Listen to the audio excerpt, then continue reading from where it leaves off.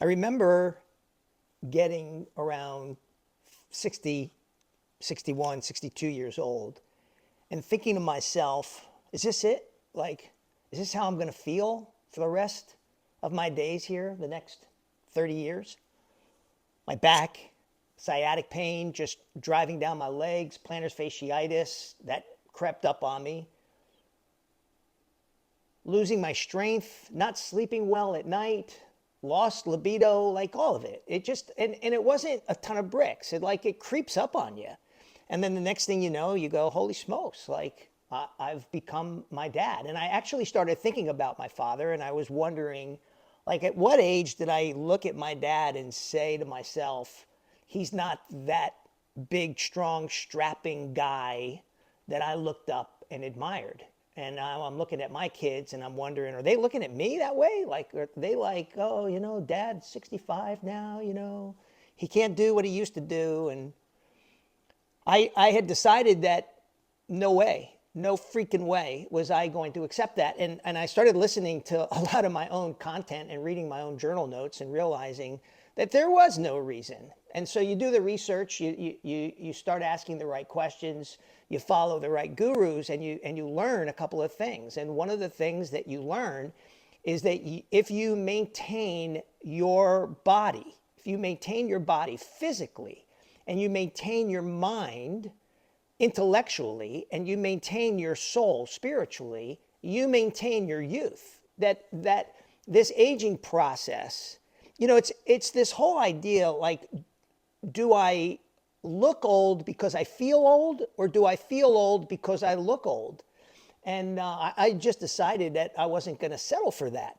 I just was not going to settle for that. So let me ask you a question. Do you feel better, the same, or worse than you did when you were 35? And I picked 35 for a reason, because at the end of the day, between 35 and 40, that's technically midlife. Like, that's the center point. But we still have some vitality at 35, 40 years old. At least we should. If you answered, you feel better now than you did 20, 30 years ago, then that's fantastic. Good on you. Thanks for watching. And, hopefully there's some tips here that you'll be able to pick up. But if you feel better, that's certainly the goal.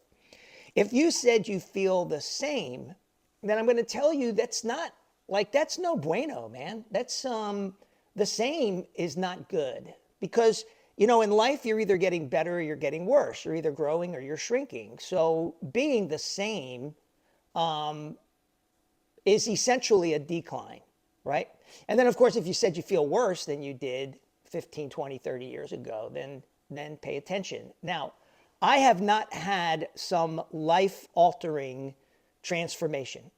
This was a series of decisions and gradual transformations that I began to make. And what I want to do is I kind of want to shrink it down to some very manageable and actionable nuggets or insights. Now, I was going to do this whole thing on weight gain and all that, but this is not about weight gain. This is about aging, not aging gracefully, but aging formidably. This is about aging in a way where you have your arms wrapped around exactly how you want to hold on to your youth, for lack of a better word. Hold on to your strength, hold on to your mind, and hold on to your soul. And the first thing I want to talk to you about is strength. That's what I want to talk to you about in this video. I'm going to tell you that I have adopted a protocol to hold on to my strength, because strength, my friends, is the fountain of youth. This is not about weight loss, okay? This is not about being fat and trying to get thin or lean. This is about getting strong. Strength, muscle, that's the fountain of youth. And I'm going to tell you, I have a protocol here that I would love for you to consider. The first protocol is supplements. So I've tried it all.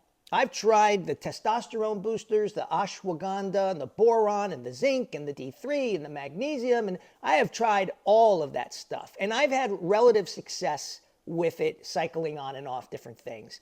But I've boiled it down to this.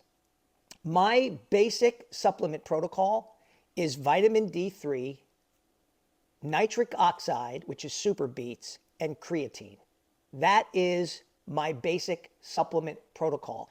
And what I will tell you is with those three things, you are giving your muscles the absolute best chance of getting stronger, recovering better, and just giving you a fitter, leaner look. Now, I'm not trying to get back to how I looked when I was 18, 25 years old, but I do want to feel stronger and fitter because I believe that strength gives you independence.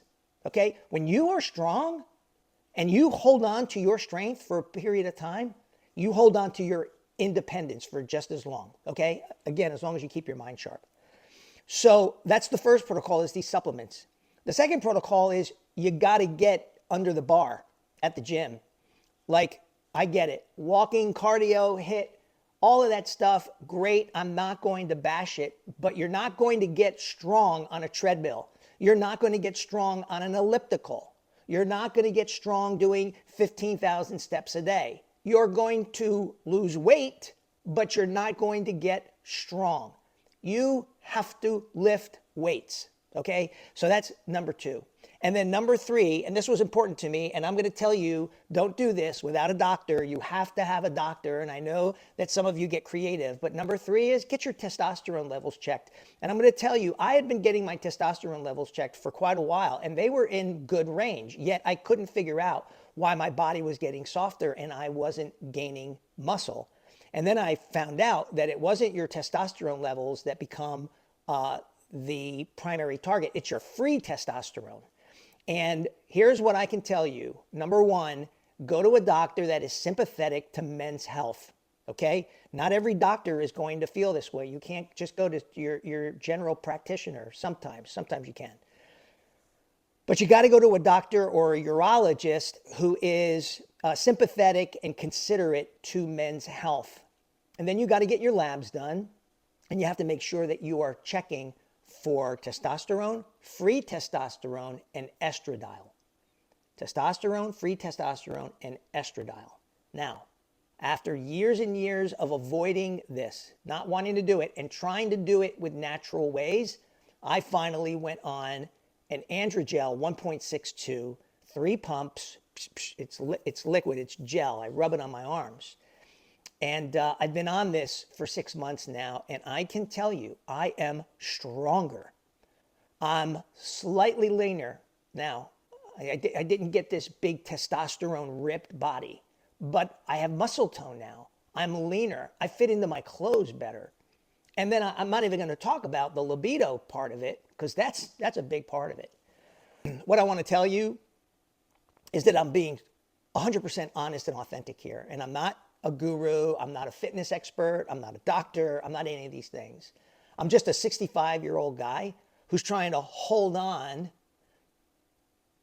at this stage in my life to what I need in order to stay formidable for the next 30 years. I'm Arnie Cap. And now you're creating from scratch.